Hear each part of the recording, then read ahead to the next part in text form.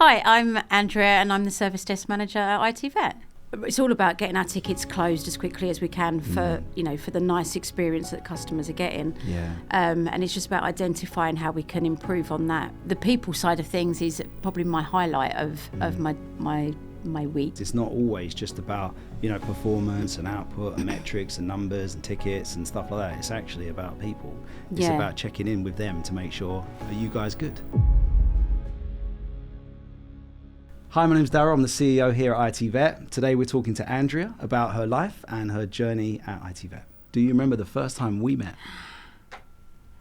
Is it bad if I say no? No, not at all.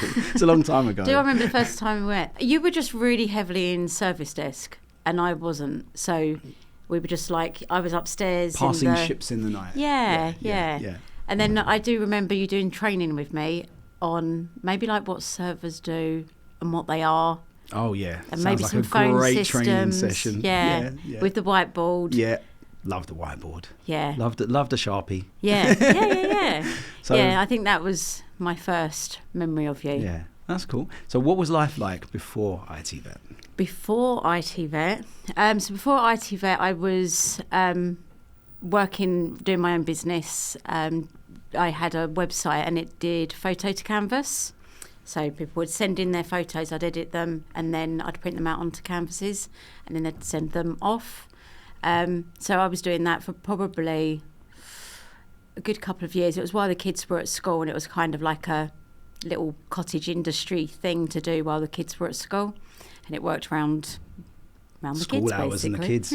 Yeah. And then probably before that, pre-children, I kind of had lots of different jobs.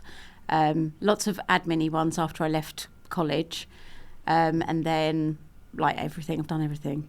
Recruitment consultant, mortgage broker. Wow, mortgage broker, I didn't know that. Yeah, only for maybe 4 weeks and I like this. And then my last job before I went on maternity leave and then had the kids was working for the IT director at HMV head office, which was a pretty cool job. So it was some IT then? It was some IT back in the day? Yeah, it used to be all in-house IT. And it was funny, once I started in ITVET, I then went, this is what we were doing. Yeah, I remember doing all this, yeah. So how did the role come up? I mean, you saw it advertised, I'm guessing? Yeah, so at the time it was, I just needed to make ends meet and my business wasn't doing too great. And then I saw this... not this job, a job for ITVET advertised and just applied and then went for an interview and then the next day I was offered the job and I was like, oh my God. And that was the account management role, was it? Yeah, so it started off as sales admin and then went to the account management and then realised that really service is where my passion is and what I enjoy doing. So I remember just being like a rabbit in headlamps, just going, oh, what? Because we were using AmberCat back then, and it was like, so you click here, just to go and find something out. Yeah. And I was like, oh my God, and then there was a process for a process, and it was like loads of bits of paper that you had to fill in, and it was like crazy. But after a while, I was like, I get it now. It's like a light bulb moment where you just go, oh no, I get it now. Now I follow it because of this, and this is why I'm doing that. But I'd probably within the first couple of weeks. Suddenly you have that penny drop moment of like, actually makes sense. Yeah.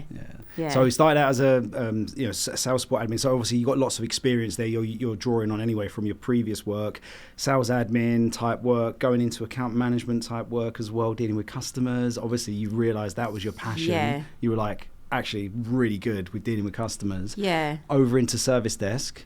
Because back then, I don't think it was service desk assistant, was it? It was it was customer client services. Yeah, because we changed the name quite a few times. We have changed we love the name we a love couple a name of times. change. So client services. Yeah, so a lot of customer service. And then from there, so you started on the phones. Yeah, just talking to clients. Yeah, talking, finding out what the problems were, passing it up, standing up, shouting for engineers to help me. You were really good at that. Yeah, really good. Still quite good at that. Funny that. Changed slightly, but same thing. Same thing. Yeah. But so literally just helping customers really. So learning more of the IT stuff, how to fix problems and things like that. Yeah. And then, so you were doing that for how long roughly? Oh my God, I would say a good 2-3 years. Yeah. And then then COVID hit and the whole world changed really, didn't it? Did indeed. And then the vacancy came up to manage that team, which is what I was doing, and customer services manager. So I mean, I guess we saw a natural. I definitely saw it in you, Andrea, and that was that you were really good with people. And that doesn't just mean clients. That means also the guys, the team. And I think, once you'd gone in there, you'd done the role. I think you really started to help us with the processes, the procedures for that team as well. Then you started training. So I'm sure at that point, the customer services, client services team was expanding as well. So we started getting a couple more members in and was like, okay, we need to start showing. And I think it was just because, like for me, because I've been in that position of just do it, and you're like, I don't know what I'm doing. Yeah. And I think that's why I do put the processes in place, is because I don't want someone else to be like, so, what am I doing? So and that's kind of carried on, and now we've got the SDLs who are now doing those kinds of, I guess, in where the holes are and the plugs are, and making sure that we've got processes there to follow. Because I think what we did at that point is we had the customer services or client services team, and then we was like, because we had separate, didn't we? It was like service desk and customer services, or client services. And we was like, let's just blend these two teams together, right? Yeah. And we was like, okay, actually, what's the point in being separate? Because they're doing very much a similar job. So, and also when you start to escalate jobs between one team to another team, it just adds another sort of kink in the chain or link in the chain. So I think at that point then you was client services manager looking after the client services team, and then you went over and in service desk you was then, did you start doing service desk lead, I believe? I want to say. Yes, I did. Yes. Yeah. I'm like, I did that as well. You did that as well. Come on, Andrea, help me out here. Yeah, I did that. Yeah. Because I was looking after the technicians for quite a while. Yeah. And then now you are Service desk manager. Yeah. So looking after not just one team, but all of them, yeah. So there's lots of different teams now, and we've got we've got our agents, our techs, our first line, our senior. We've got our escalations ish, and then we have our NSOC team as well. So it's learning more of what they do and how they can benefit us, and just kind of streamline it all a little bit and get processes in place and make things a bit more streamlined, because it's all about getting our tickets closed as quickly as we can for the nice experience that customers are getting. And it's just about identifying how we can improve on that, which for me, I know we can never be perfect, but I would like to be as close to perfect of course. As we always, can get. Always got to strive to be great, right? You know, go from good to great. I mean, that's it. And I think that's the thing as well. I think, you've obviously got that passion for it and really wanted to make sure you're doing the best thing you can possibly for that customer and the teammates as well. And I think you're right, having those processes, those procedures in place and the training as well and supporting those teammates to be able to deliver that great service. I think that's what it's all about, right? Yeah, it is. And it's really nice at the moment because we have, got Olivia who's picked up doing all of our customer feedback surveys. And obviously it's opening it up to get quite, we get the really good stuff, but then there is the negative one. But I need a bit of constructive criticism every now and then, right? Of course. I mean, if we're not doing something right, you definitely want to know, and you want a customer to tell you and say, actually, you know what, you fell short a little bit in this area.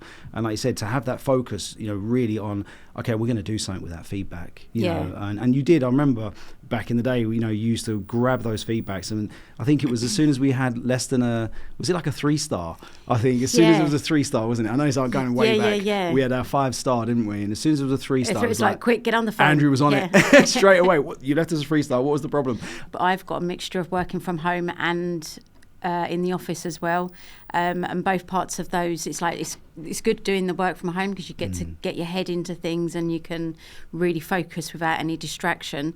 But then it's really nice coming into the office and seeing everyone in the office and having those kinds of your kettle moments where you're all making a cup of tea, but also the bits where you're just in the office and you can hear somebody struggling a little bit, or you're overhearing a phone call and you can just jump in and help people along. So the people side of things is probably my highlight of my my week. But yeah, just making sure that our tickets are getting closed and good feedback from customers, and just make sure we've had a good week, really. No, it's great. And I think the hybrid working, like you just said there as well, you touched on, I think is so important, is that it's so great, having that flexibility, working from home. Because as a manager, you got to get your head into stuff sometimes, don't you? Yeah. And you go, I've just got to get this done. Yeah. And you can, you block out the time for supporting teammates, but at the same point, you go, this is my time. Yeah. When you need to get something done. So I think that's really good as well. Just knowing what tickets you've got on your service desk. So it's just a case of spinning through the tickets. Halo is really great for doing that now. So I have a dashboard, and it's got a lot of the tickets where they are aged or they've been escalated. And they're the ones that we really focus on, because they're the ones that are going to be more problematic and cause more problems down the line. And also checking in with the team. So I will check in regularly with the SDLs who are running their teams and just find out what their problems are, or if they've got some proud moments that they're happy with.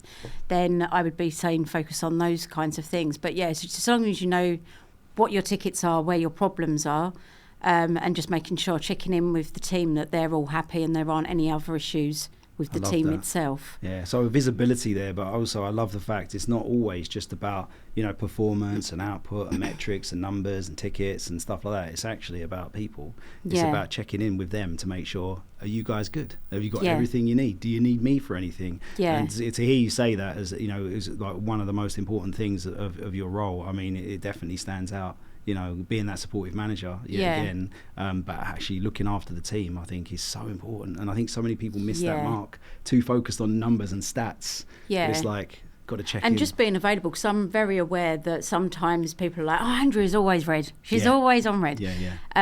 But I will always go and make sure I try and phone everybody back and give them their calls back, because I know what it's like when you're sitting there and going, I don't know what to do. So just making sure that you're available is what I would say as a... And communication there as well is key, right? Yeah. What do we love to say? Pick up the phone. Yeah. All the time. We can't say that enough, can we? Pick up the phone. Have that conversation, speaking to someone instead of just messaging. But we are in that generation of where everything is text-based and send a message, ping me, and before you know it, you're all having a two-way conversation and nobody's really understands what's happened. So always pick up the phone. But I mean, it's a great story, of how long you've been with us, for that amount of time, and the amount of experience that you've learned and picked up over that time, and now you're able to show others how to do it, and how to be really, really good at their jobs. I think is brilliant. And it's great. And I think we've had incredible feedback as well, Andrea. Honestly, you as a manager, I think you are one of the most supportive managers I've ever met. I promise you. Seriously, I've seen, you get glowing feedback from people, and they always say the same thing. I'm so supported by Andrea. She would talk to me, if I've got a problem, I'm stuck on something, I can always talk to Andrea and she will help me and she'll support me through that thing. And I think, and that's amazing. That's so lovely. Yeah, honestly, but as well, come on, you do get that feedback from people. You definitely, and I was going to say, the awards this year. Yeah, I was really Didn't you bag an award? Yeah. Come on. I did. I got the award. I did. What was it for again? Manager of the Year. There we go. There we go. Yeah. I'm waiting for the next one, which is Teammate of the Year. You're looking at that next year. Yeah. But there you go. Look, that's testament that everybody, and I said, that is not just voted by me. Just going, I think Andrew should get it. Although I do think you should. But I did put you down as my vote. But honestly, I think it's across all the managers, and everybody's saying, Andrea is a really good manager and really supportive manager, so hence why you won it. And I was going to ask you, but I've probably just gone straight into it, but I was going to say, what's one of your biggest achievements? But Manager of the Year. Could probably say that. Is, But any others? Do you think there's any others across over the sort of those years? Just the general growth of that I've had within ITVET. I think probably I never really believed in myself as much as I have delivered. So I'd say it's just my journey has been my biggest achievement, and I agree. Because I remember, and I do remember this, and you'll probably go, don't say that. But I remember you saying, I don't want to be a manager. Yeah. I don't want the manager title. It was like, but why not? Like most people are like, yeah, I want to be a manager. Yeah, I want that title. Yeah. But but again, that humility, and I think, you know, that came through in you, because you were just like, yeah, but I don't really, you know, I don't want to be a manager. Like, you know, and I always remember you sort of saying as well, and this is what I absolutely loved, is that you were saying to me about the books that you used to go off and read about management. Do you remember? Yeah. And there was one of them, you was like, I found this book. Oh, it's brilliant. It's really good. And then you said to me, sounds like you wrote it. It was. I remember it. Yeah. Yeah. I don't know what it was called, but yeah. I haven't read it because I don't read books. But you literally said like, oh yeah, no, honestly, it was really good. And I was like, that is so good, and that is exactly what leadership is. You know, you've gone off and you're actually self-studying and learning. Yeah. You know, to be that manager. And yeah, you might have doubted yourself, but we never doubted you, Andrea, not for a second. Yeah, thanks. And hence, look. The proof is in the pudding. You've actually won it. You've won that award of Manager of the Year. You've been recognised by everybody in the organisation that you absolutely are deserved of that award. So, yeah. Yeah, no, it is really humbling and to get something like that. It's like, proud moment. Yeah. But it's been recognised. You know, I think that's what it is. It's about that recognition. And it's hard for managers as well, I guess, to get recognition, because you're so good at praising your team. Yeah. And that's something you're focused on a lot. You know? Yeah, it is. I mean, you can only be as good as what your team is, right? So... Yeah. I think everyone on service desks are great. They've got a really great attitude. And I think everybody does follow the ITVET mantra, which is service first, whatever. It's always service is the most important thing out of everything. So, I mean, I couldn't do it without everybody else on service desk. Well, that's it. We are only as good as our team, and you're absolutely right. And I think, but you know, you to support the team in the way that you do, I think that is why you've got a very successful service team, because we have. I mean, the amount of feedback we get constantly is brilliant. I love seeing it. Obviously, you see it all the time, sending it around. Olivia's sending it around, and it's like, wow, all these glowing reports of customers are really happy with the service. It's like, it's so nice to see, and that in itself is very humbling, because you're like, I did that. Yeah. Oh, that's really good, Andrea. Well, listen, I think honestly, it's been really, really good having this chat, and hope you've enjoyed it as well. But thanks so much for coming in, having a chat with me today, and I really appreciate it. You're welcome. Thank you.